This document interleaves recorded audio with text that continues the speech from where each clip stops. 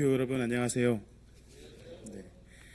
사순절 다섯째 주일 주일 예배 함께하신 교회 여러분께 그리스도의 평화를 빕니다. 그리스도의 고난을 묵상하며 하루하루 기도하는 그 마음에 하나님의 사랑과 은총이 언제나 함께하시기를 또한 빕니다.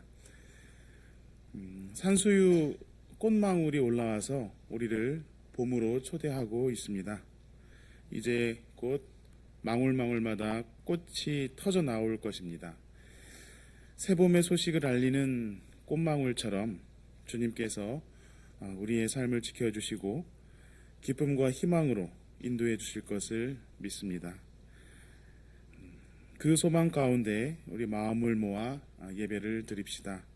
세 번의 징울림으로 이 자리에 임재하시는 생명, 정의, 평화의 하나님을 기다립시다.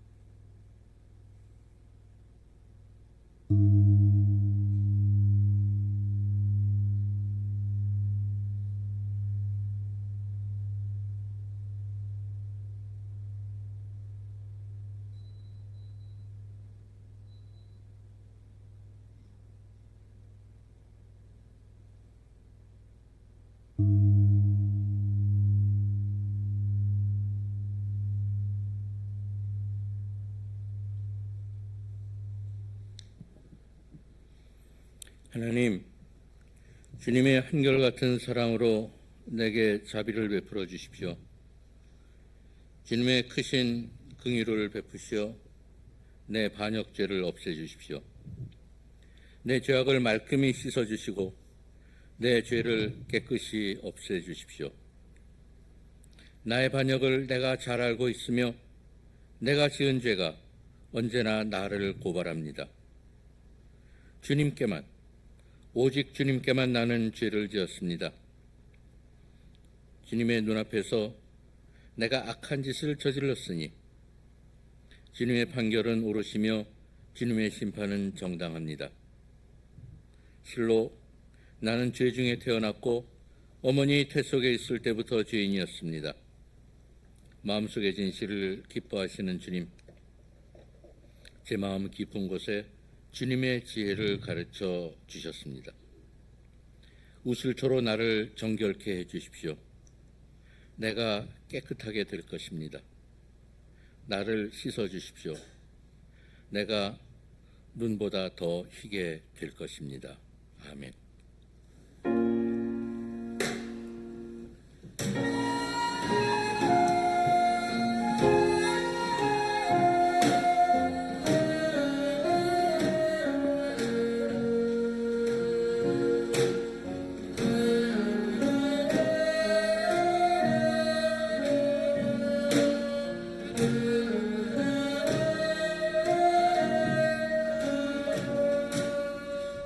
네.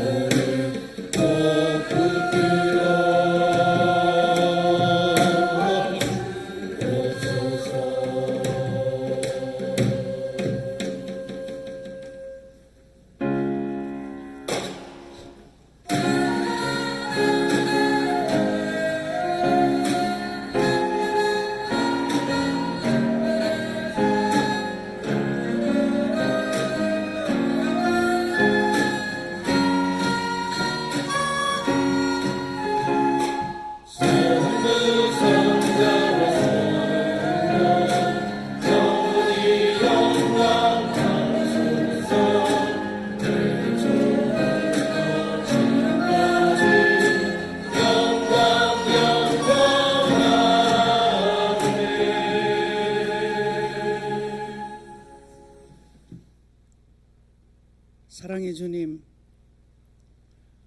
당신의 공생애 동안 40일 금식하며 겪은 고난의 시기를 상징하는 사순절 5번째 주일, 지난날 저희들 삶의 부족한 모습을 반성하며 이 시간 저희들 믿음을 재점검하고 당신의 고난에 동참하는 삶을 살 수 있는 기회를 주시니 감사합니다.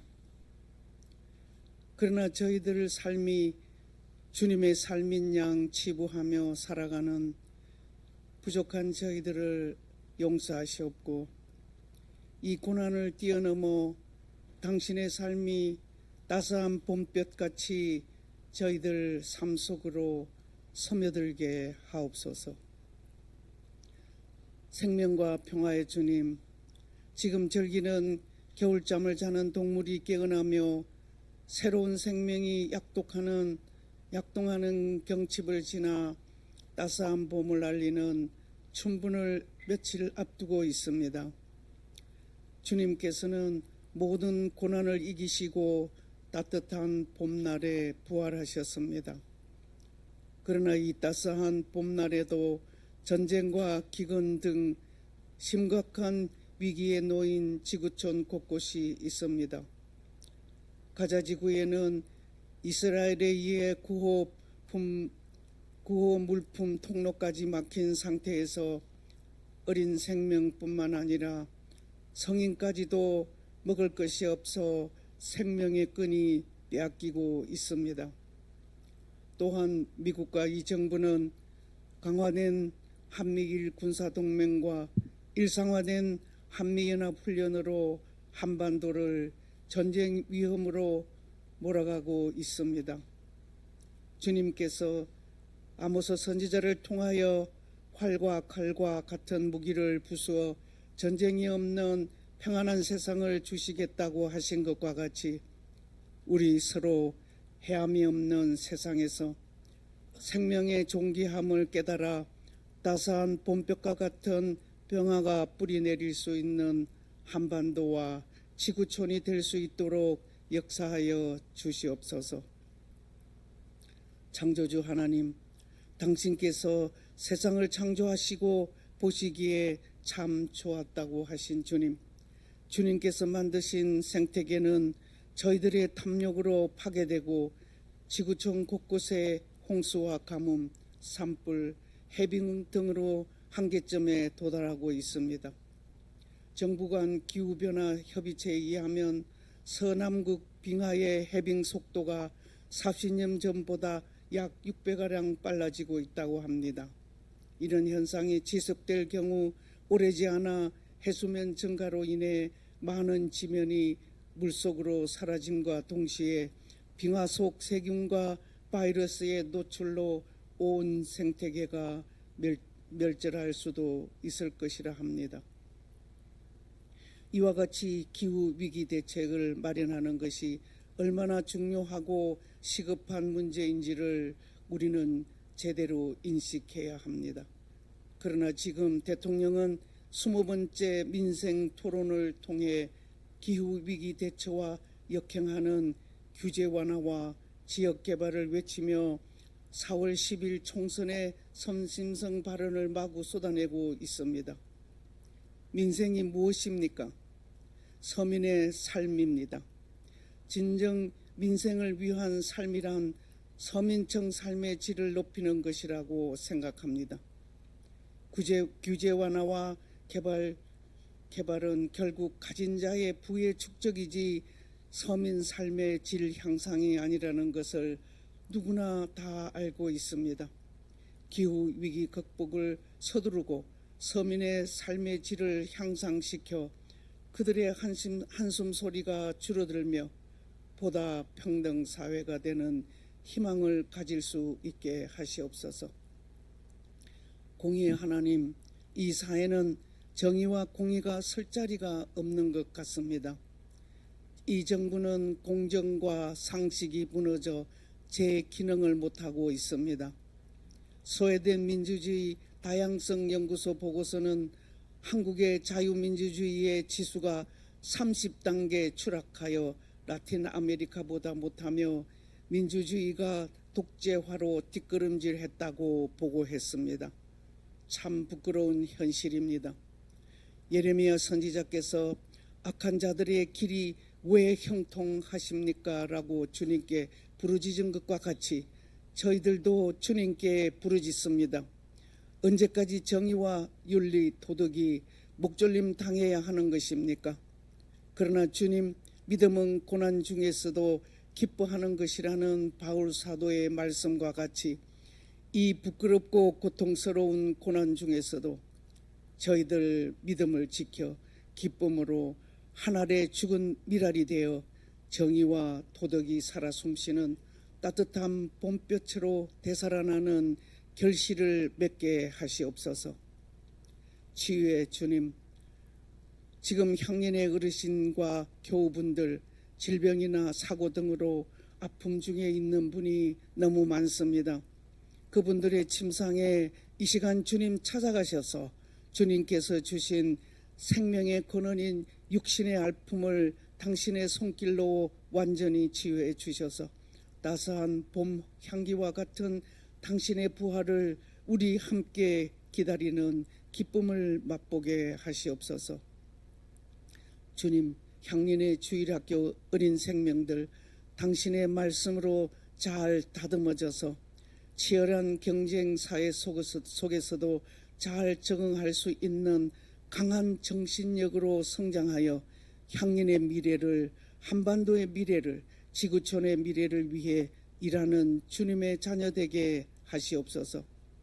그리고 아름다운 음률의 기도로 저희들 마음에 평화가 깃들게 하는 예향과 성가대의 헌신과 매주일 우리의 성찬을 위해 수고를 아끼지 않는 주방봉사들의 헌신과 날씨 변화에 따른 어려운 주차관리와 건물관리를 위해 헌신하시는 분의 수고가 주님 보시기에 아름다운 헌신이 되게 하시옵소서.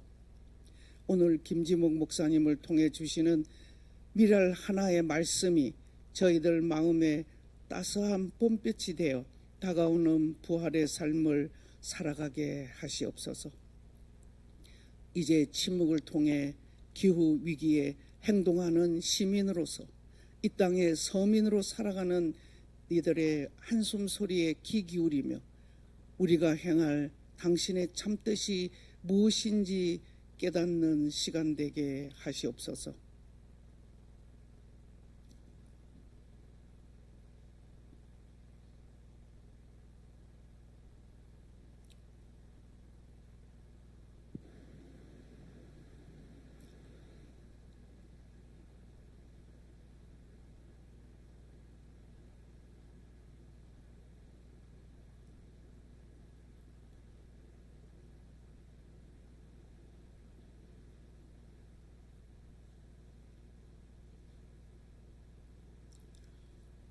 혹한과 같은 현실이지만 머지않아 희망의 봄볕을 비추실 것으로 믿으며 예수님 이름으로 기도드립니다. 아멘.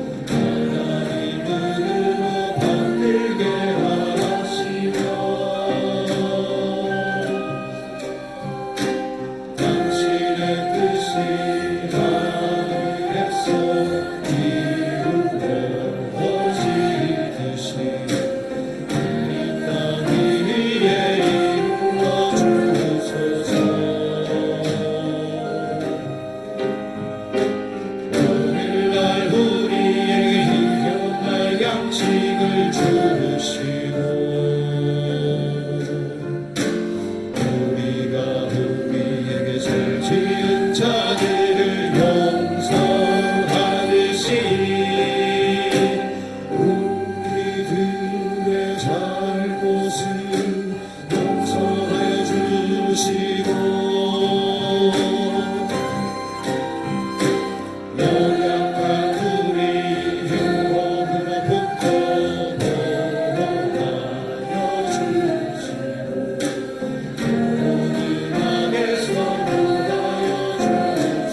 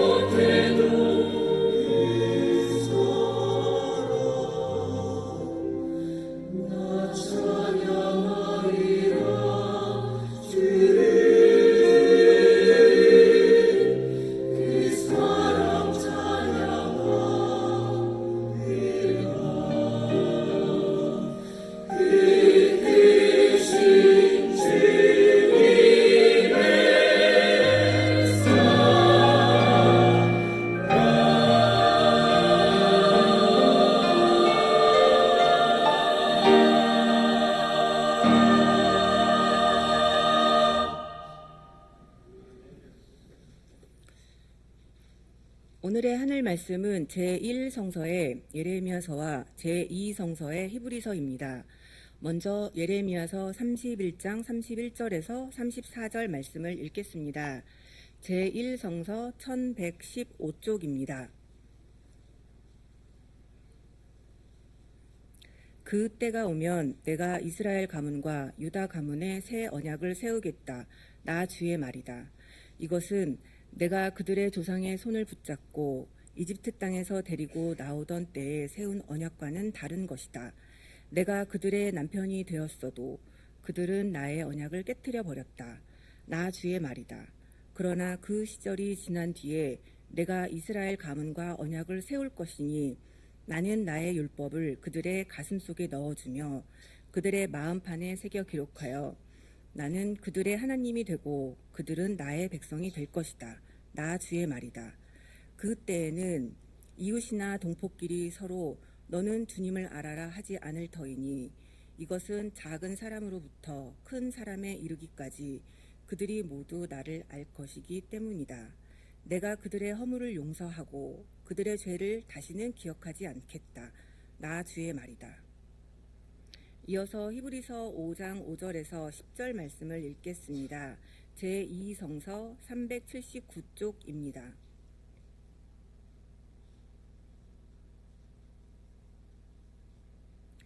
이와 같이 그리스도께서도 자기 자신을 스스로 높여서 대제사장이 되는 영광을 차지하신 것이 아니라 그에게 너는 내 아들이다. 오늘 내가 너를 낳았다. 하고 말씀하신 분이 그렇게 하신 것입니다. 또 다른 곳에서 너는 멜기세덱의 계통을 따라 임명받은 영원한 제사장이다 하고 말씀하셨습니다. 예수께서 육신으로 세상에 계실 때에 자기를 죽음에서 구원하실 수 있는 분께 큰 부르짖음과 많은 눈물로써 기도와 탄원을 올리셨습니다. 하나님께서는 예수의 경외심을 보시어서 그 간구를 들어주셨습니다. 그는 아드님이시지만 고난을 당하심으로써 순종을 배우셨습니다. 그리고 완전하게 되신 뒤에 자기에게 순종하는 모든 사람에게 영원한 구원의 근원이 되시고 하나님에게서 멜기세덱의 계통을 따라 대제사장으로 임명을 받으셨습니다. 다 함께 요한복음서 12장 27절 말씀을 읽겠습니다. 지금 내 마음이 괴로우니 무슨 말을 하여야 할까? 아버지, 이 시간을 벗어나게 하여 주십시오 하고 말할까? 아니다. 나는 바로 이 일 때문에 이때에 왔다. 이 말씀으로 귀한 깨달음과 결단이 있으시길 바랍니다. 오늘의 복음서의 말씀은 요한복음서 12장 20절로 33절까지의 말씀입니다. 가능하신 분께서는 일어서서 말씀을 들으십시오. 명절에 예배하러 올라온 사람들 가운데 그리스 사람이 몇 있었는데 그들은 갈릴리 베세다 출신 빌립에게로 가서 청하였다. 선생님, 우리가 예수를 뵙고 싶습니다. 빌립은 안드레에게로 가서 말하고 안드레와 빌립은 예수께 그 말을 전하였다. 예수께서 그들에게 대답하셨다. 인자가 영광을 받을 때가 왔다. 내가 진정으로 너희에게 말한다. 밀알 하나가 땅에 떨어져서 죽지 않으면 한 알 그대로 있고 죽으면 열매를 많이 맺는다. 자기의 목숨을 사랑하는 사람은 잃을 것이요 이 세상에서 자기의 목숨을 미워하는 사람은 영생에 이르도록 그 목숨을 보존할 것이다. 나를 섬기려고 하는 사람은 누구든지 나를 따라오너라. 내가 있는 곳에는 나를 섬기는 사람도 나와 함께 있을 것이다. 누구든지 나를 섬기면 내 아버지께서 그를 높여주실 것이다. 지금 내 마음이 괴로우니 무슨 말을 하여야 할까? 아버지, 이 시간을 벗어나게 하여 주십시오 하고 말할까? 아니다. 나는 바로 이 일 때문에 이때에 왔다. 아버지의 이름을 영광스럽게 드러내십시오. 그때에 하늘에서 소리가 들려왔다. 내가 이미 영광되게 하였고 앞으로도 영광되게 하겠다. 거기에 서서 듣고 있던 무리 가운데서 더러는 천둥이 울렸다 하고 또 더러는 천사가 그에게 말하였다고 하였다. 예수께서 대답하셨다. 이 소리가 난 것은 나를 위해서가 아니라 너희를 위해서이다. 지금은 이 세상이 심판을 받을 때이다.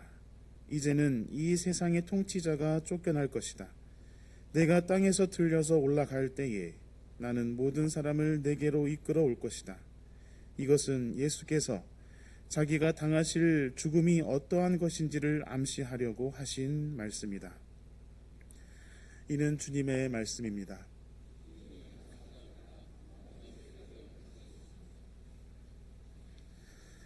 사순절의 그 절기의 시간적 흐름에 따르면 종려주일이 되는 다음 주에 예수님은 예루살렘으로 입성하게 됩니다만, 오늘 요한복음서 본문의 시간은 예루살렘 입성 직후의 일입니다. 다음 주 종려주일과 오늘 시간상 뒤바뀌었습니다만, 요한복음서 본문이 우리에게 주는 의미를 살피고자 합니다. 예루살렘에 입성하기까지 예수님과 제자들은 위협적이고도 아주 긴박한 시간을 보냈습니다. 하나님 나라를 선포하신 예수님의 가르침은 그 초기부터 신선했습니다. 그의 말씀에는 예언자의 권위가 충만하지 않더냐? 율법의 해석이 율법 학자들과 다르지 않더냐? 예수를 따르던 오클로스 민중은 예수님의 가르침을 듣고서 서로 감탄을 자아냈습니다. 당시 기성의 종교 지도자 그룹은 대표적으로 두 그룹을 소개할 수 있습니다. 하나는 바리새인입니다. 상업으로 부를 축적하고 그것을 기반으로 종교 권력의 야심을 키워온 제야의 세력입니다. 다른 하나는 사두개인입니다. 솔로몬 시대 권력을 장악했던 제사장 사독의 계보를 등에 업고 권력을 쥐고 사내들인 공회에서 정치적으로 전횡을 일삼았던 그룹입니다. 바리새인은 허례허식으로 자신의 빈약한 종교적 정통성을 채우기에 급급했고, 사두개인은 로마와 타협하더라도 누려왔던 권력의 마지막 몫을 챙기기에 급급했습니다. 그들에게서 나오는 율법의 해석과 신앙의 내용에는 구원의 역동성이 나타날리 만무했고, 자신들의 종교 권력을 유지하는 데 필요한 기계적인 타율만을 강요할 뿐이었습니다. 그것에 진력이 났던 오클로스 민중은 예수의 가르침에 눈을 밝게 떴고 새로운 세계를 희망할 수 있게 되었습니다. 그래서 예수님과 그 일행이 가는 곳마다 기적이 일어났습니다. 기적이란 예수께서 선포한 하나님 나라가 실현되는 경험이었습니다. 종교 권력자들의 권력을 위하여 소비되는 그런 신앙이 아니라 오클로스 민중을 사랑하시는 야훼 하나님의 은총에 감격하는 신앙으로 천국을 누리는 경험이었습니다. 그 기적의 연쇄 사건이 바로 예수의 운동이었습니다. 천국 잔치로 밝은 빛이 민중을 비추고 있을 때 어둠 또한 짙게 드리웠습니다. 바리새인과 사두개인은 서로 당쟁으로 견제하던 사이였으나 예수 제거를 위해서 연정하여 힘을 합했습니다. 처음에는 예수를 시험하고 덜미를 잡아서 잘 해왔던 정치적 방법으로 예수를 역사의 무대에서 지우고자 했습니다. 그러나 그 어둠의 계획은 번번이 실패하고 맙니다. 오클로스와 함께 새로운 바람을 일으키면서 유월절 예루살렘으로 진격하는 예수와 무리들을 억누르는 계획은 결국 실패하고 맙니다. 그 결정적인 사건이 바로 예수님의 예루살렘 입성의 사건입니다. 예루살렘 주민들과 또한 유월절을 지내려고 각기 사방에서 몰려들었던 수많은 군중들이 종려나무 가지를 흔드는 가운데 나귀를 타고 입성하신 사건을 목격하면서 예수님을 죽이려 했던 어둠의 세력은 오늘의 요한복음 본문 직전에 12장 19절에서 이제 다 틀렸소, 보시오, 온 세상이 그를 따라갔소 하면서 패배를 인정하기에 이릅니다. 예루살렘의 승리의 입성이 있기까지 예수님과 그의 제자들은 하루하루 긴장 속에서 살아야 했습니다. 곳곳에서 오클로스 민중들과 천국을 경험하면서도 예수님과 일행은 항상 어둠의 세력의 암살 음모에 대처해야 했습니다. 기적을 보여주신 예수님은 종종 이 일을 아무에게도 말하지 말라는 당부까지 하셔야 했습니다. 율법학자와 바리새인과의 논쟁 끝에 민중의 삶을 옥죄던 율법주의를 보기 좋게 혁파하여 그 통쾌함에 민중이 환호를 지를 때에도 예수님과 일행은 어둠의 저격을 피해 서둘러 그 자리를 빠져나와야 했습니다. 어둠의 세력에 의해 쫓길 대로 쫓겨서 진퇴양난으로 몰렸을 때 예수님과 일행은 마지막 모험의 수를 놓게 됩니다.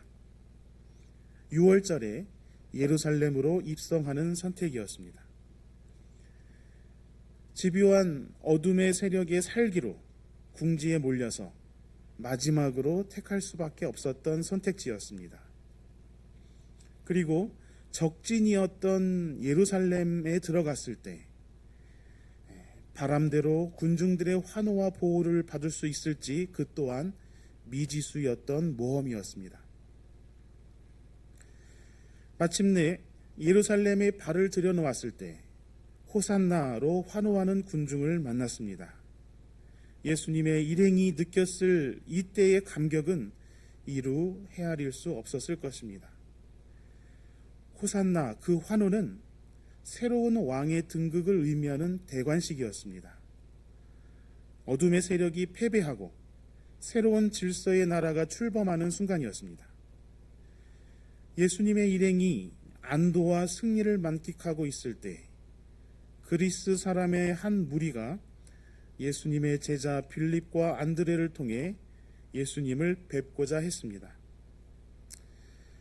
6월절이라는 정황상 그들은 그리스 지방에 사는 유대인으로 봐야 합니다.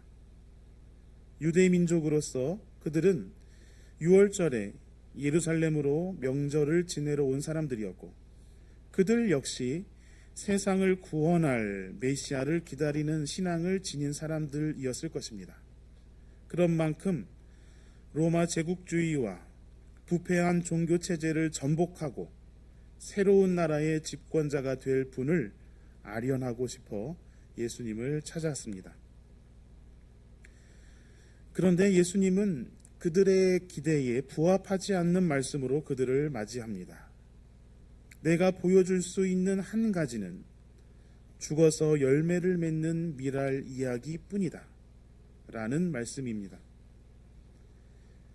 이 말씀은 그리스 사람들뿐만 아니라 그동안 예수님과 함께 생사의 고비를 넘어온 제자들에게도 의아해 했을 것입니다. 여기까지 어떻게 왔는데 이제 명절을 지내러 이곳에 올라온 수많은 사람들과 그들이 품고 있는 메시아의 대망으로 다윗의 시대를 환원할 일만 남았는데 미랄이 죽고 썩을 일이 남았다는 예수님의 말씀은 도대체 무슨 말인가? 그리스 사람들과 제자들의 그러한 정세 판단이 객관적으로 완벽한 것이 아니었다 할지라도 새로운 세상의 희망을 걸고 한 번쯤 결연하게 시도할 법한 일이었을지도 모르겠습니다. 로마의 총독으로 예루살렘을 통치하러 내려온 빌라도가 유월절 명절에 일어날 수 있는 유대인의 밀란을 대비해서 예루살렘 성 주변에 주둔시켜둔 로마 군대와의 최후의 격전을 각오한 것일 수도 있겠습니다. 그러나 이 세상을 심판하는 예수님의 방법은 미랄이었습니다. 예수님 스스로 미랄이 되는 것을 보여주셨습니다. 지금 내 마음이 괴로우니 무슨 말을 하여야 할까? 아버지, 이 시간을 벗어나게 하여 주십시오 하고 말할까? 아니다. 나는 바로 이 일 때문에 이때에 왔다. 땅에 떨어져 죽어서 세상을 심판하는 예수님의 의지입니다. 그런데 한편으로 스스로 죽음으로써 세상을 심판한다는 이 말씀은 언어도단처럼 느껴집니다. 불의 앞에 무기력한 패배를 치장하는 변명은 아닌가. 미랄과 십자가는 주체의 논리를 초극할 때 이해할 수 있는 신비입니다. 하나님의 심판은 이전 질서의 종말과 함께 새로운 질서의 시작을 의미하기에 세상의 심판은 혁명을 뜻합니다. 혁명에 있어서 예수님이 선택한 하나님의 방법은 미랄이고 십자가입니다. 이것이 그리스도교가 가르치는 혁명론이라 하겠습니다. 주체의 논리에 의한 혁명은 타자를 희생시키는 일에서 자유롭지 못합니다. 대의를 위해 작은 희생은 불가피하다는 생각은 또 다른 폭력을 양산하는 것입니다. 또한 그 작은 희생에 나를 포함시키지 않는다는 데 윤리적인 결함을 내재하고 있습니다. 폭력이 악순환하는 세상의 질서에 대해서 성서는 하나님의 관점에서 바라보도록 우리를 안내합니다. 미국의 신학자 월터 윙크가 저술한 사탄의 체제와 예수의 비폭력이라는 책에서 저자는 예수는 자신의 백성들의 투쟁의 역사를 통해서 얻은 지혜로 악을 그대로 반사하지 않고도 악에 대항하는 길, 흉내내지 않고도 억압자를 반대하는 길, 파괴시키지 않고도 적을 물리치는 길을 설명해냈다고 말하면서 폭력에 잠식당하지 않는 예수의 제3의 길을 분석했습니다. 강대강 논리에서 벗어나서 악순환의 고리를 끊어내는 것, 이것이 하나님의 관심이며 미랄을 가르치신 예수 그리스도를 통해 우리가 배워야 할 혁명론입니다. 타자의 윤리로서 주체를 반성하기 시작할 때 주체는 스스로 희생할 수 있는 가능성을 얻게 됩니다. 매몰되어 있는 나의 관점을 돌이켜서 하나님의 관점으로 나를 바라볼 때 미랄의 의미를 깨달을 수 있습니다. 이렇게 관점을 돌이키는 결단 역시 이 사순절에 묵상할 회개의 내용입니다.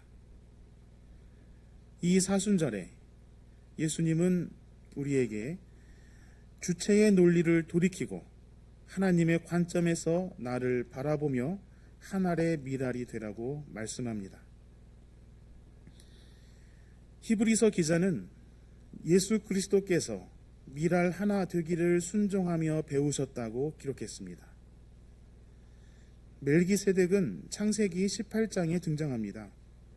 그는 빵과 포도주로 아브라함을 축복한 전설적 인물로 성만찬의 평화로서 새로운 시대를 여는 일을 상징하며 히브리어로 정의의 왕을 뜻합니다. 히브리서는 유대인을 향하여 예수의 그리스도 되심을 피력하려고 멜기세덱을 소환하여 신학적으로 설명하고 있습니다. 오늘 중요한 것은 예수 그리스도께서 미랄 하나 되기를 기꺼이 순종하신 분, 그 순종을 배우신 분이라는 강조점입니다. 오늘 사순절 다섯째 주일은 우리에게 예수님과 같이 미랄 하나 되기를 결단할 것을 촉구합니다. 내가 진정으로 너희에게 말한다. 미랄 하나가 땅에 떨어져서 죽지 않으면 한 알 그대로 있고 죽으면 열매를 많이 맺는다. 자기의 목숨을 사랑하는 사람은 잃을 것이요 이 세상에서 자기의 목숨을 미워하는 사람은 영생에 이르도록 그 목숨을 보존할 것이다. 이 말씀은 참으로 쉽지 않습니다. 어쩌면 불가능한 일인지도 모르겠습니다. 나라고 하는 부족한 존재가 어떻게 예수께서 은유적으로 말씀하신 미랄 하나의 존재로 완전히 변모될 수 있겠습니까? 주체의 논리로 세상을 살아갈 수밖에 없는 우리들입니다. 흔들리고 용기 내지 못해서 두려움으로 문 밖을 나서는 삶을 사는 존재입니다. 오늘 복음서의 말씀은 유독 무겁게만 느껴집니다. 그럼에도 우리는 이 말씀을 늘 마음에 품고 살아가야 하겠습니다. 미랄 하나를 결단할 수밖에 없는 중요한 이유는 우리가 빚진 자이기 때문입니다. 예수 그리스도의 구원을 빚진 자로 우리는 살아갑니다. 죄로 인하여 죽을 수밖에 없는 우리가 예수 그리스도의 속량으로 구원을 얻었다는 우리의 고백은 나와 연결된 모든 존재에게 빚을 지고 살아가고 있는 우리임을 시인한 것입니다. 우리는 햇빛에 빚을 지고 살아갑니다. 생태 정의를 위해 실천해야 하는 이유는 생태계 관계망 안에서 빚진 존재로 살아가고 있기 때문입니다. 우리 생명을 존속시키기 위해 섭취할 수밖에 없는 뭇 생명체의 진빚을 어찌 잊을 수 있겠습니까?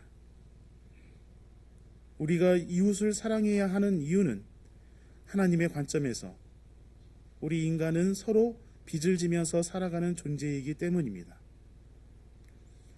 우리 사회의 민주주의와 민족의 통일과 세계의 평화를 위해 마음을 모아야 하는 이유는 선배 열사들의 희생과 숭고한 핏값에 우리가 빚지고 있기 때문입니다.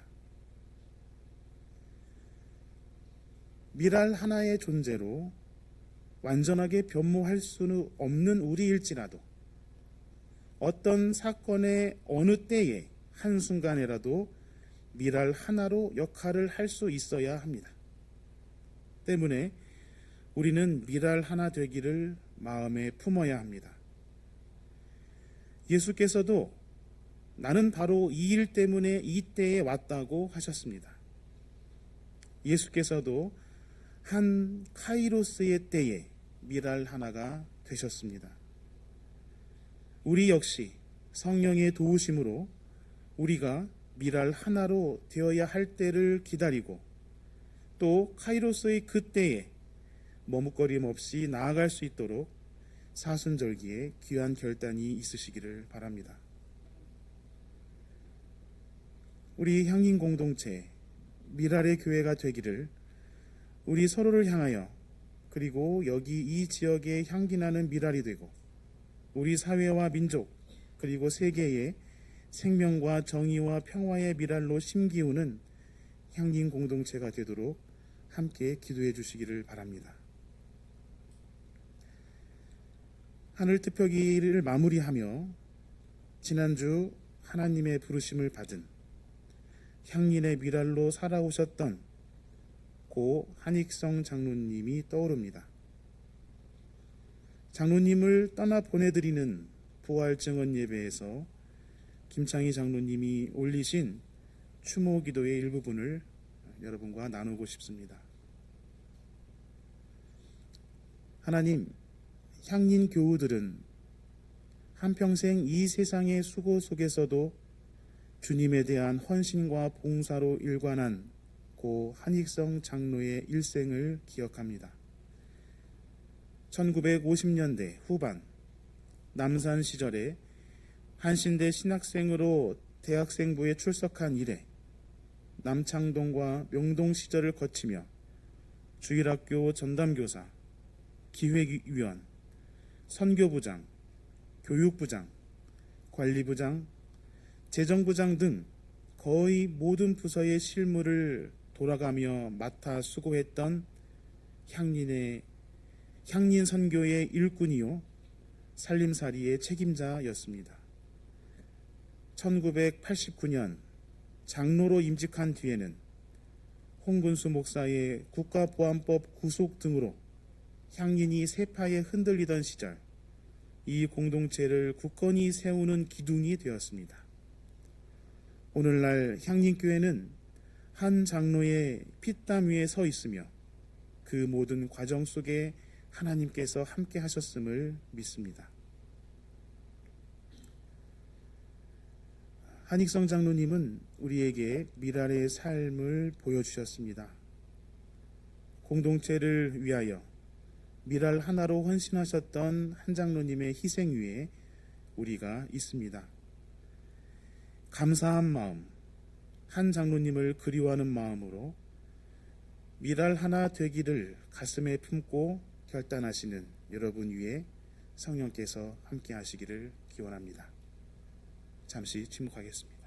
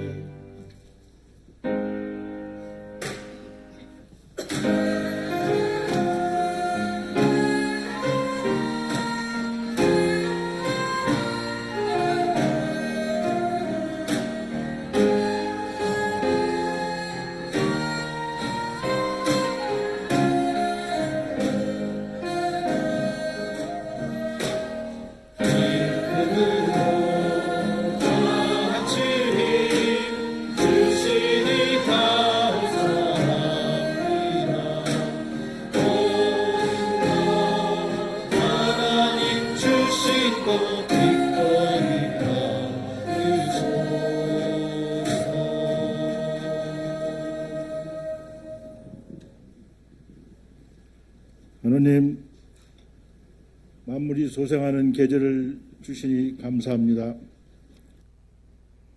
우리의 삶의 현장 속에서 지친 나날, 힘든 시간들, 그러나 포기하지 않고 이 자리까지 인도하심을 감사드립니다. 하나님, 우리가 함께 모이고 함께 예배할 때 주님의 은혜와 사랑이 우리에게 넘치게 주어졌음을 깊이 감사드립니다. 주님, 우리에게 주신 향리는 영적인 가족과 함께 할 수 있는 소중한 공동체입니다. 향림교회는 예수님의 사랑과 진리를 전하는 곳으로 많은 사람들이 예수님을 만나고 변화할 수 있는 곳이라 믿고 감사드립니다. 하나님, 우리는 사순절 가운데 있습니다. 우리의 생각을 도우셔서 예수님의 십자가의 고난을 기억하며 그 뜻을 깨달아 알게 하옵소서. 주님은 저희에게 내가 너희를 사랑한 같이 너희도 서로 사랑하러 가십니다.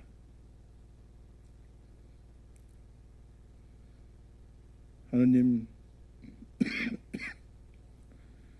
우리가 누리고 사는 모든 것은 누군가의 희생으로 이루어졌음을 깨달아 알게 하옵소서.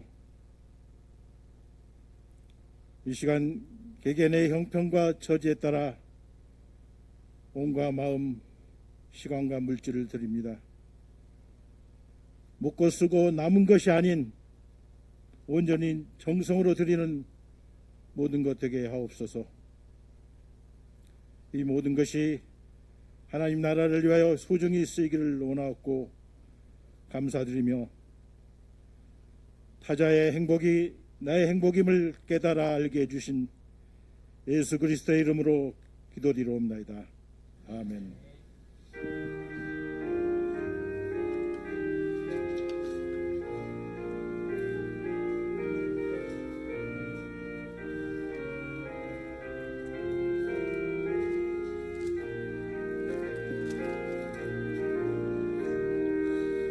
믿음으로 가리라.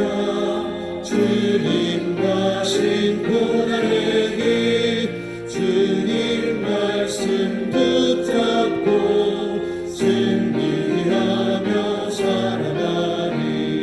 주님 앞에 나아가 무릎 꿇어 간구하고 겸손하게 주님 섬겨 새 힘을 얻으리라. 고난 중에 있을 때 소망 중에 기뻐하며 주님 말씀 따라서 기쁨으로 살아가리. 주님 앞에 나아가 주를 꿇어 간구하고 겸손하게 주님 섬겨 새 힘을 얻으리라. 어떤 세력에 벗어 큰 고난이 닥쳐와도 주님 말씀 붙잡고 권능으로 물리치리. 주님 앞에 나아가 무릎 꿇어 간구하고 겸손하게 주님 섬겨 새 힘을 얻으리라.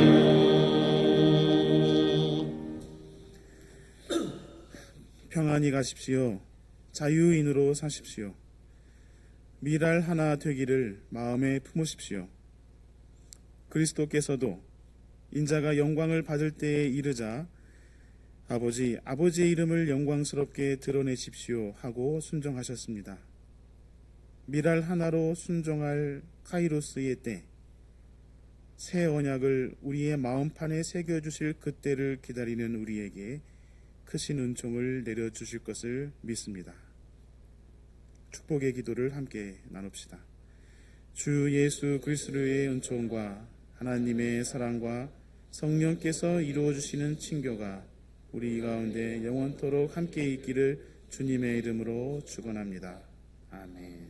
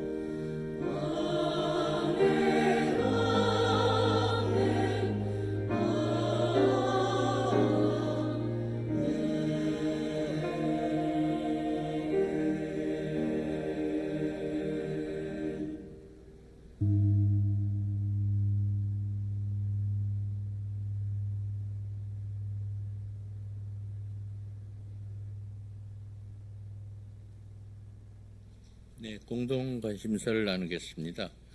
먼저 저희 교회 방문하신 분 한 분 소개하겠습니다. 교회 순방 중에 오셨다고 하네요. 최광현님 어디 계시죠? 네, 여기 계십니다. 환영하고요. 네, 감사합니다. 세교 담당하시는 분 인사 또 예배 후에 나눠주시면 감사하겠습니다. 주보 함께 봐주시기 바랍니다. 예, 지금 사순절 그리스도의 고난을 묵상하며 부활을 기다리는 시기를 저희가 지나고 있습니다. 몇 가지 실천 카드 묵상 온라인으로 계속 제공되고 있죠. 함께 보고 그 은혜를 함께 매일매일 함께 하시면 나누고 함께 하시면 좋겠습니다. 그리고 여러분 잘 아시는 바와 같이 장로 선출을 위한 1차 임시공동의회 결과 2차 투표 후보자가 정해졌습니다. 1차 투표 때 다득표 순으로 3명 뽑고자 하는데 2배수 6분을 저희 뒤에 목회마당에 소개했습니다. 한번 보실까요? 주보 제일 뒷면에 목회마당 보시면 6분의 사진과 아주 간단한 이력이 들어 있습니다. 왼쪽 3분은 여성, 오른쪽 3분은 남성 이렇게 구분해서 올려놨습니다. 자세한 선출 방법은 다음 주에 다시 소개하겠습니다만 이 왼쪽에 계신 여성 3분 중에 한 분은 필히 투표를 하셔야 되는 거니까 잘 살피셔서 여러분 기도 중에 선택해 주시기 바랍니다. 자세한 투표 방식은 다시 다음 주에 2차 공동회의 때 소개하도록 하겠습니다.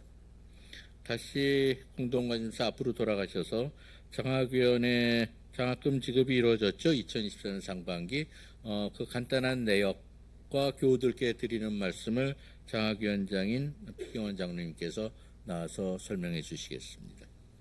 안녕하세요. 예, 장학위원회 위원장 피경원입니다. 이번 2024년도 상반기 그 장학금은 이제 3명의 학생에게 100만 원씩 지급을 하였습니다. 총 300만 원인데요. 1인당 지급 액수로 봤을 때는 역사적으로 이제 거의 바닥선 그 최소한의 어떤 그 심리적인 저항선 비슷하게 해가지고 장학위원들이 그래도 100만 원 이상은 해야 되지 않겠느냐라고 해서 지급을 했고요. 그 전에 봤을 때는 뭐 신청 금액에 대해서 뭐 충분하진 않지만 그래도 어느 정도 이상은 이제 지급을 했었는데 저희 장학 헌금이 2021년 이후로 200만 원을 이제 하회하게 됐습니다. 돈 얘기하는 거 별로 이렇게 인기 없는 이야기인 거 잘 알고 있는데 돈 가는데 마음 가고 그리고 오늘 제가 제일 좋아하는 말씀 중에 하나 미랄 이야기 미랄 이야기를 또 여러분들 잘 이렇게 가슴에 담으셔서 하반기 장학 헌금에는 조금 더 신경을 써주셨으면 좋겠습니다. 올해 상반기에 장학 헌금이 85만 원 정도 거쳤는데요. 계속 이 추세로 연간 200만 원 아래로 이렇게 거치게 되면은 학생들에게 충분한 그 장학금을 지급해드리기가 조금 곤란해지는 상황이 되다 보니 그렇게 말씀을 드렸고요. 일종의 쿠션이라고 할 수 있는 장학기금이 지금 한 9천만 원 아래입니다. 근데 이제 계속 그 결손이 발생을 하고 있죠. 매년 계속 결손이 발생을 해서 기금 규모를 계속 줄여가고 있는 상황이긴 한데 지속 가능성을 위해서도 여러분들께서 하반기 장학금금 때 조금 더 마음을 써 주셨으면 고맙겠습니다. 이상 보고 마치겠습니다. 네, 여러분들 관심을 촉구하는 말씀이었습니다. 예, 계속 주보 봐주시기 바랍니다. 세월호 참사 진상규명을 위한 4,160인 시민합창단 참여 촬영. 오늘 한다고 이미 예고 드렸죠. 오늘 이 공동관심사 순서가 완전히 다 끝난 다음에 여러 교원들 다 앞에 나오셔서 그 조기현 지휘자의 지시에 따라서 아마 성부별로 좀 나눠서 해야 되겠죠. 그래서 간단한 그 아마 연습을 하고 촬영에 임하는 것 같습니다. 이 광고 끝난 직후에 바로 진행됨을 알고 계시면 좋겠습니다. 그리고 올해 사순절 특강 아픔이 있는 것이 세상의 중심 제1강이 조금 연기됐죠. 그래서 오늘 진행이 됩니다.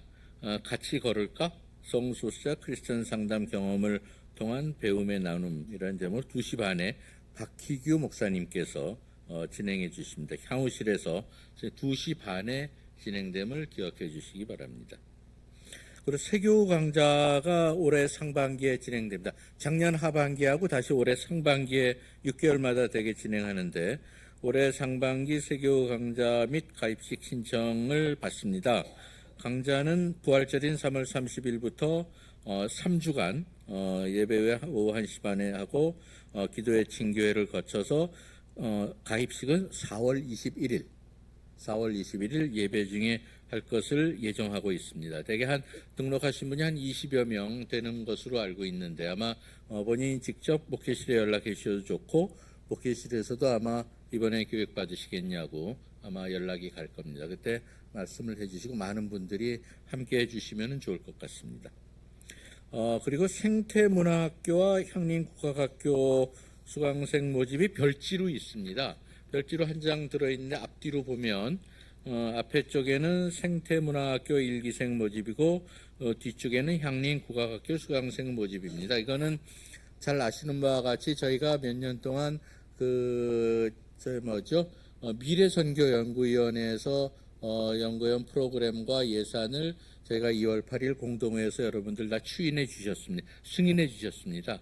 그 결과 진행되는 우리가 몇 년 동안 준비한 사업의 일부입니다. 그래서 생태문화학교는 주로 아마 3월 말부터 6월 말까지 3개월 동안 12회에 걸쳐서 매주 금요일 저녁에 저희 교회에서 진행되고 그리고 접수는 이미 15일 시작됐고 3월 28일까지 한 열흘 정도 남은 것 같습니다. 그래서 QR코드 찍어서 해주셔도 되고 아니면 저 오른쪽 아래에 있는 바 이상춘 장로님께 전화로 말씀을 해주셔도 되겠습니다.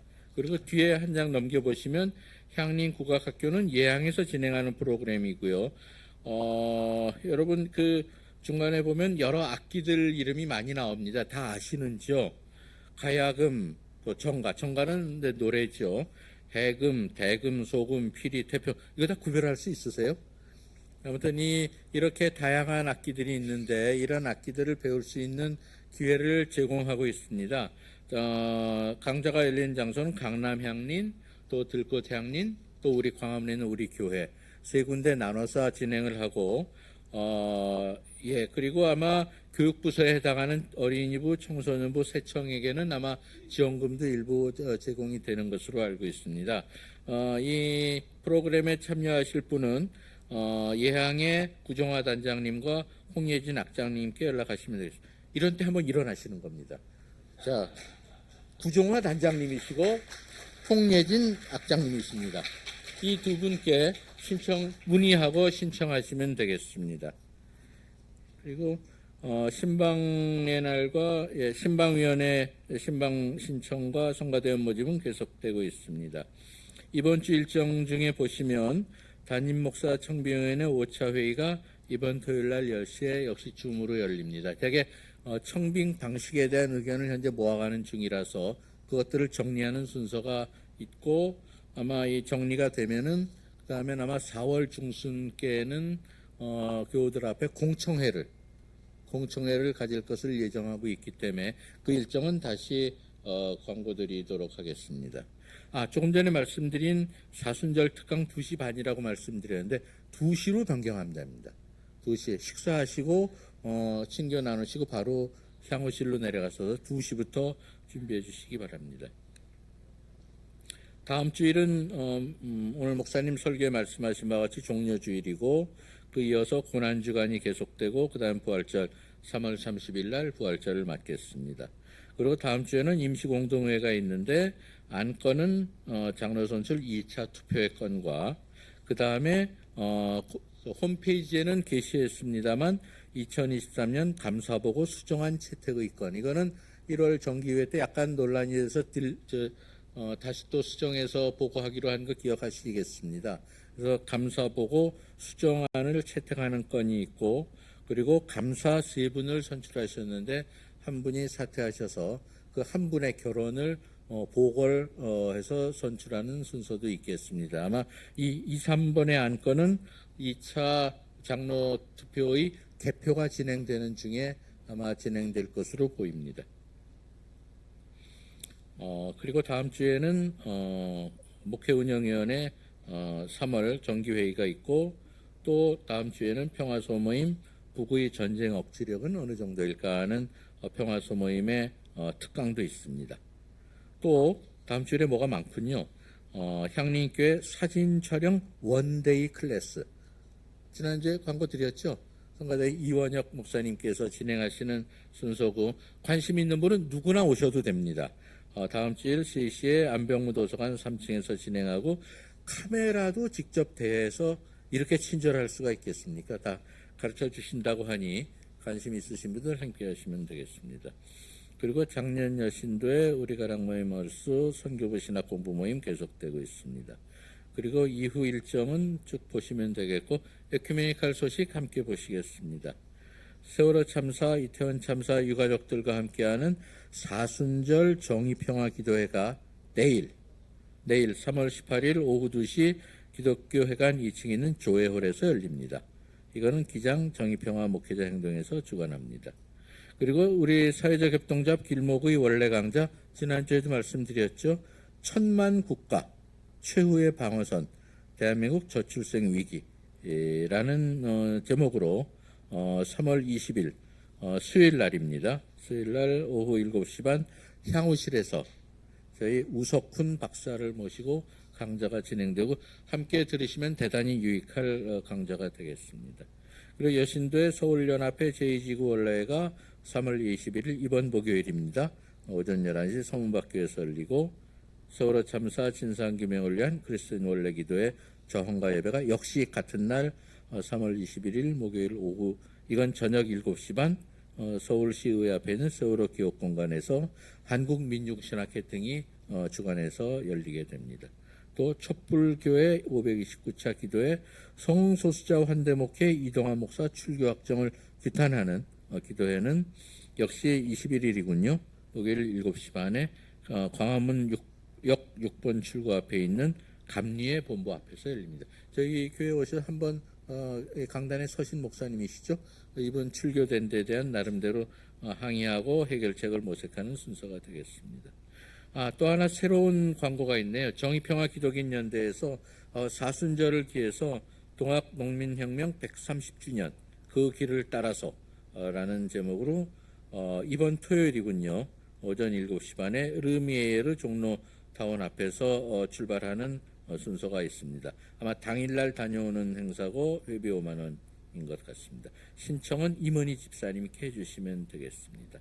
우리는 평화를 위하여 일하는 이가 하나님의 자녀임을 믿으며 국가보안법 폐지와 한반도 평화협정 실현을 위해 활동에 나선다. 네, 사순절 5번째 주일 예배를 모두 마쳤습니다.